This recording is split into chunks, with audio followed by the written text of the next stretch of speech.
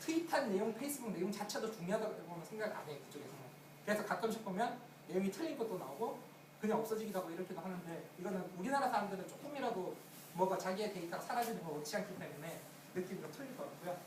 근데 중요한 데이터면 뭐 이런 게 있었으면 캐시를 무조건 맞춰줘야죠. 공개하는. 그래서 리트라이하는 분도 있고 뭐 아까 방금 말씀드렸듯이 이제 배치는 큐잉 서비스를 통해서 이제 에디트란다. 왜 에러를 에디트로 그랬을까 제가. 에러 로그를 이렇게 남기면 배치 프로세스가 요거를 테일링하고 있다가 캐시 서버에다 업데이트를 하는 거죠. 지금 페이스북 같은 경우에 우리 라이크 버튼 아시죠? 그 라이크 버튼을 눌렀을 때 업데이트가 되는 게 아닙니다.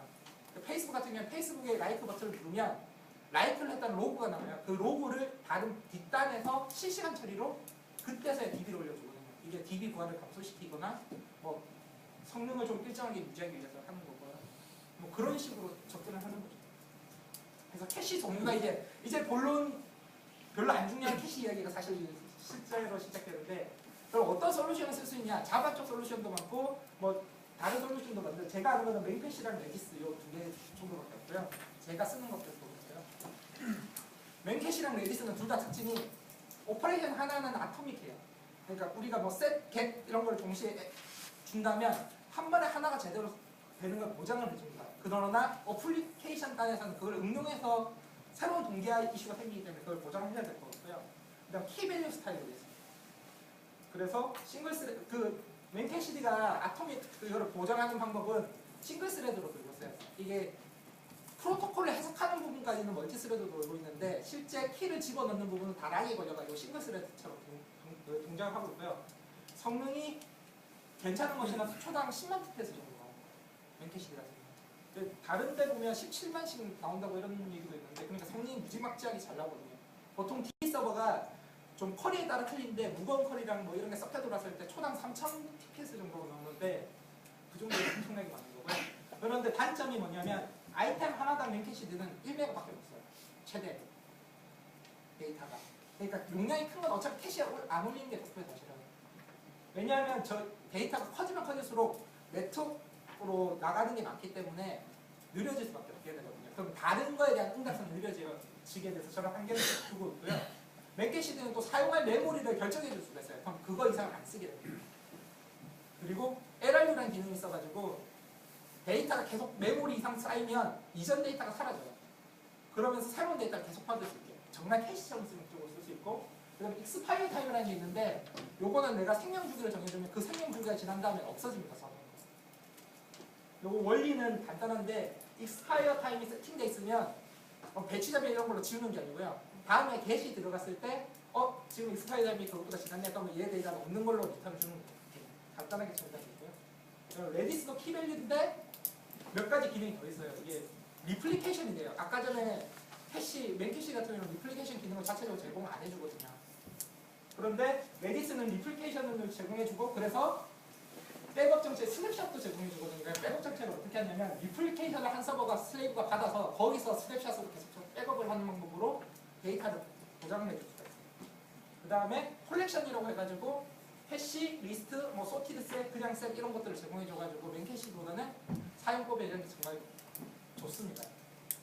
이제 주의사항은 뭐냐면 데이터까지 많아지면 응답이 느려지기 때문에 전체 퍼포먼스가 떨어지는 걸 말씀드렸죠. 그래서 크기는 최대한 작게 그렇게 하는 게 좋습니다. 이제 좀 제 생각에 한 80페이지 정도, 90페이지 정도 한 것 같은데요. 이제 좀 지루하실 시간이 된 것 같은데 그래도 어쩔 수 없습니다. 끝까지 진행을 해야죠. 이제 글로벌 서비스에서 캐시를 어떻게 쓰고 있냐. 저는 아까 말씀드린 거는 주로 미디어에 국한되어 거였거든요. 근데 일단 이거는 그냥 페이스북이고 페이스북은 지금 보시면 2010년 4월 기준으로 맨캐시 서버가 805개.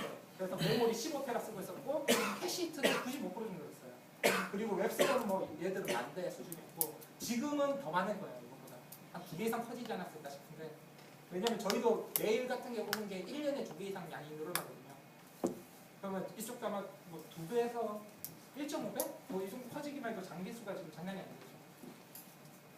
그래서 이거 트위터에서 지금 캐시를 어떻게 쓰고 있냐면 예전에 A5에서 호출한 페이지 캐시라고 해가지고 트위터 내용들을 페이지 단위로 캐싱해 놓고 있다가 줬는데 요게 서버에서 못 버텨가지고 바뀌어가지고 지금 이런 구조로 바뀌었거든요. 그러니까 캐시에 레이어를 두고 이 캐시가 없어지면 여기서 보충할 수 있고 여기서 없어지면 이쪽에서 보충할 수 있고 여기서 없어지면 여기서 보충할 수 있게 한 다음에 최대한 DB로는 덜 가게 하는 구조를 만들었고요. 그런데도 가끔씩 고래 자주 뜨는 거 보면 기술력 페이스북이 좀 더 좋은 게 아닌가 생각이 들어요. 그 다음에 이제 웅가라는 얘기가 있는데 게임 쪽 쓰시는 분들은 이게 특히 소셜 게임 쪽 하시는 분들은 제일 관심 있을 만한 주제인데 여기는 라이트 서버로도 쓰고 있습니다. 그러니까 주요 데이터 중에 일부분은 그냥 레디스에 올려놓고 레디스에서만 오퍼레이션 주는 거예요. 실제 DB를 안 쓰고. 그런 사례가 있고요. 요거 보시면 아까 제가 처음에 얘기한 거랑 비슷한데 플래시 클라이언트의 루비 백엔드로 지금 동작하고 있고요. 모든 그거는 API가 루비 백엔드로 흘러가는 거고 하루에 100만 명 정도 유저가 사용을 하고 있고 API 콜은 하루에 이렇게 100만, 1000만, 2억 번이 호출이 있어요. 이거 어떻게 처리냐에 대해서 올라왔는데 보니까 초당 뭐 10만 DB 오퍼레이션이 있고 그 중에 업데이트가 4만 정도 초당 장난 아니에요. 처음 DB 구조가 이랬습니다. 여기 서버 구조가 로드 밸런서가 위에 있고 애플리케이션 서버가 있고 DB 서버. 제가 아까 처음에 설명드렸던 마스터 슬레이브 구조 보시면 되거든요. 이렇게 구조가 있었는데 이제 그래서 이제 장비가 잘 돼서 앱 서버한테 느린 거죠. 일반적인 수순이죠. 이랬더니 이제 유저가 데일리 유저가 260K면 26만 명이죠. 26만 명이 되니까 문제가 생기지. 그래서 확인해 보니까 여기 내용이 하나 빠진 것 같은데 요거 간단한 설정 실수라서 금방 퍼졌다고 하더라고요. 그래서 아까 이제 서버 더 느렸는데 그 다음에 이제 MySQL이 헷가닥 하기 시작한 게 306, 그러니까 하루에 32만 명 되니까 문제가 생겼다고 하고요. 그래서 보니까 살펴보니까 20%가 레코드가 제대로 있는 체크하는 항목이었고 그리고 업데이트의 60%는 타일즈라는 테이블에서 있던 거라서 이렇게 타일즈 DB랑 실제 DB랑 분리를 했어요. 앱 서버가 점점 늘어나고 있죠. 그러고 나니까 이제 하루에 43만 명까지는 버틸 수 있겠다. 그래도 문제다. 그래서 이제 DB를 이렇게 2배 늘렸어요. 이러면 과연 성능이 2배로 올라갔을 것인가. 아까 제가 말씀드렸죠. 리드랑 라이트랑 이런 이슈 때문에 성능이 안 올라가요. 그러니까 여기서 2배로 늘렸는데 실제 퍼포먼스는 한 4분의 1 정도 향상되고 더 문제가 생겼어요. 그래서 여기서 이제 보니까 이 타일즈 DB는 이제 뭐 현재 타일이 몇 개 정도 있다. 그리고 어디가 무슨 타일이 정도니까 캐시에다 올릴 수 있을 거라고 생각한 거예요. 요거는 이제 그쪽 그건데 그래서 레디스를 테스트해 보니까 EC2에서 초당 5만 TPS 정도 나오더라. 그럼 자기들 원하는 것만큼 수준이 나온다는 거죠. 그래서 어떻게 레디스를 적용하면서 실패 사례가 좀 있는데 그거는 이제 이것도 오늘은 패스하고요. 정말 중요한 내용 다 빼고 있는데 이게 어떤 일이 생기냐면 레디스 같은 경우에 메모리를 다 쓰는데 만약에 우리가 100기가 메모리를 지금 쓰고 있으면 100기가를 넘어가면 서버가 죽어요. OS가 죽어요. 왜냐하면 OM 킬러, 리눅스 같은 경우에는 OM 킬러라는 게 있어서 메모리를 너무 많이 쓰는 애가 있으면 죽여버려요. 이런 식으로. 문제가 있을 수 있거든요. 그래서 그런 거를 어떻게 평탄화시켰느냐. 사실 이런 내용 잘 없어서 저도 자세히는 잘 모르고요. 그런 문제들을 해서 결국은 적절한 데이터만 들어가게 수정을 한 거고 그렇게 수정하고 나서 실제로 이제 DB가 여기 레디스 서버, 아까 타일즈 DB는 레디스로 다 교체가 됐고 그 레디스 제가 말씀드린 슬레이브 리플리케이션 받아가지고 여기서 백업을 하고 DB가 있고 앱 서버에 쭉 늘어났어요. 그래서 성능은 뭐 쫙 늘어났다. 하루에 100만 명 이상 지금 처리가 가능하다는 거고요. 이제 개념이 제가 시간 거의 다 됐죠. 다 된 것 같은데 컨시스트 해싱이라는 개념을 하나만 소개를 시켜드리고 제가 끝내려고 하거든요. 컨시스트 해싱이 왜 나냐면 웹서버 같은 게 리퀘스트가 분산해서 많이 들어오는데 이게 장비가 한 대 나가고 나면 이 전체가 만약에 10,000명이어서 10,000명에 대한 재분배를 다 해야 되는 거죠. 이런 거 싫고 나는 원래 서버가 계속 유지하는 사람들은 계속 유지했으면 좋겠다는 요구사항에서 그 시작한 게 컨시스트 해싱이고요. 이게 K가 그러니까 10,000명의 유저가 있고 서버가 5대가 있으면 한 서버가 장애가 나거나 추가될 때 n분의 K, 즉 여기서는 2,000명만 재분배를 하면 되는 알고리즘이에요. 어떤 식으로 되는지 궁금하시죠? 이제 궁금 안 하신다는 표정들 굉장히 나오시는데 일단 뭐냐면 A, B, C 서버가 3대가 있다고 할게요. 그러면 A, B, C 서버가 이렇게 자기들 서버 IP로 해싱을 해가지고 이렇게 원형 원형 리스트를 만든다고 보시면 돼요. 그래놓고 데이터가 1이 들어오면 얘도 해시값이 있을 거잖아요. 그럼 해시값보다 자기보다 작고 자기 거보다 작은 쪽은 무시를 하고 자기보다 큰 거 중에서 가장 가까운 거 이렇게 데이터가 1이 들어가면 얘는 B에 속하는 거예요. 색깔이 똑같은 걸로 내가 혹시나 생명이 쓰시는 분이 있으면 저한테 질문을 하셔 주시면 돼요. 그럼 데이터 2가 들어오면 얘는 지금 C에 속해 있겠죠. 그리고 다 들어오면 3, 4는 A로 가고 C는 3, 2, 5는 C로 가고 여전히 1은 B가 들고 있어요. 그러면 이렇게 가고 있어서 B가 장애가 났습니다. 그럼 B가 장애가 났으면 아까 1은 사라졌겠죠. 그리고 다시 1이 들었어요. 그런데 여기 서버가 없으니까 자기하고 제일 가까운 해시값을 찾다 보니까 C라서 그 다음부터 데이터가 C가 됩니다. 아까 3, 4, 2, 5는 변화가 없이 그대로 원래 서버에 남아있는 이게 컨시스턴트 해싱이거든요. 그래서 다시 서버가 들어오면 B가 생기고 B가 생긴 다음에 1이 들어오면 얘는 이제 키값이 제일 가까운 건 B니까 B의 데이터가 남아요. 이런 게 컨시스턴트 해싱입니다. 감사합니다. 마지막에 그 주소를 어떻게 분산시키죠?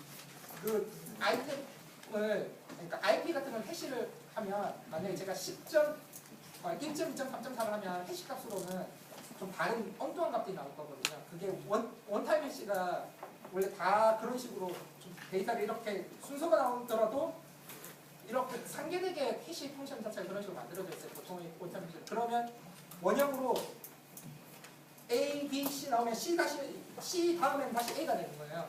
그럼 데이터가 하나 들어오면 아이템에 따라서 제일 가까운 값으로 바로 숫자 값으로 비교할 수 있으니까 그래서 그 해당 서버로 그렇게 되고요. 그래도 메인이 하나가 있어요. 어차피 첫 번에 걸 할 수 있으니까. 아니요, 그 클라이언트 쪽에서 보시면 저 서버 주소만 다 알고 있으면 아이템이 어디로 둬야 되는지는 그냥 연산 한 번으로 서버들에 접근할 필요 없이 그냥 들어갈 수 있어요. 들어가고 있냐 없냐의 개념이 되는 거지 어느 서버로 가는지는 사실은 바로 한 번에 결정이 돼요. 그럼 어떤 것이? 저 맨캐시즈나 레지스나 클라이언트 쪽에서 라이브러리를 바꾸는 게 컨시스턴시 구현이 되고요. 그리고 혹시 질문 하나 더 없으세요? 질문이 하나 생길만 한데. 저요. 네. 만약 서버로 증설을 했어요. 네. 그러면 그거 상수 해싱하게 되면 네. 증설한 거는 어떻게 다시 할당하게 되나요? 증설하게 되면 여기다가 하나 나오겠죠? 하나 추가가 기존의 클라이언트 쪽에 배포가 됐으니까 네. 그쪽은 애초에 그 서버 IP 만약 10개면 10개에 대해서 상수로 좋은 되는데 질문 하셨는데요. 그럼 보통 이제 클라이언트 라이브러리 이렇게 하기도 하는데 네. 프록시를 두기도 합니다. 중간에. 그 프록시가 사실은 가야 되는 데이터를 전부 다 각 서버 주소를 들고 있고 그럼 그 프록시만 업데이트가 되면 클라이언트 쪽에서는 사실은 그냥 할 수 있거든요.